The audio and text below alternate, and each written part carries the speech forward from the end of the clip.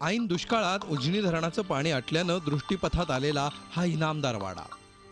पाऊस सुरू होईपर्यंत हा वाडा आणि करमाळा तालुक्यातलं हे कुगाव पर्यटन स्थळ झालं होतं। उजनी धरणाच्या निर्मितीनंतर भीमा नदीतील अनेक गावं या पाण्यात जलमय झाली, त्यातलंच हे गाव। उजनीच्या पाण्यात अनेक मोठमोठे वाडे, पुरातन मंदिरं यांना जलसमाधी मिळाली होती। यंदा पाण्याची पातळी खालावली आणि या पुराणकालीन वास्तू पाण्यातून बाहेर आल्या। त्यातच या वाड्यात एका चित्रपटाचं चित्रीकरण झालं आणि इथं गर्दी वाढली। याचबरोबर इंदापूर तालुक्यातील पळसदेव गावातील पुरातनकालीन हेमाडपंथी वास्तुकलेचा उत्तम नमुना असलेलं पळसनाथाचं मंदिर पाण्याबाहेर आलं होतं। त्यावेळी अनेक इतिहास अभ्यासक, संशोधक आणि पर्यटकांनी या पळसनाथ मंदिराला भेट दिली होती।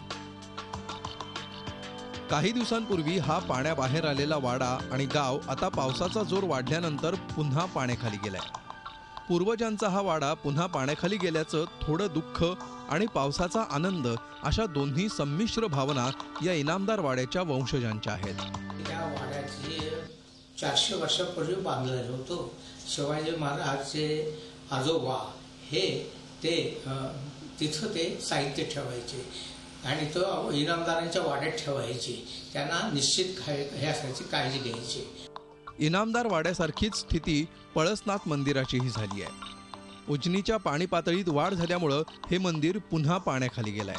उजनी धरणाच्या पाणलोट क्षेत्रामध्ये चांगल्या पद्धतीचा पाऊस पडत असल्यामुळे हे धरण आता धरणामध्ये पाणी साठा चांगला वाढू लागला आहे आणि हे धरण आता भरू लागल्यामुळे आमचं श्री पळसनाथाचं मंदिर आता हळूहळू जलमय होत आहे। उजनीच्या पाण्यामुळे एक इतिहास पुन्हा इतिहास जमा झालाय। त्या इतिहासाचा आनंद काही काळ का होईना घेता आला, याचाच आनंद। जावेद मुलानी, झी मीडिया, इंदापूर। झी 24 तास रहा एक पाऊल पुढे।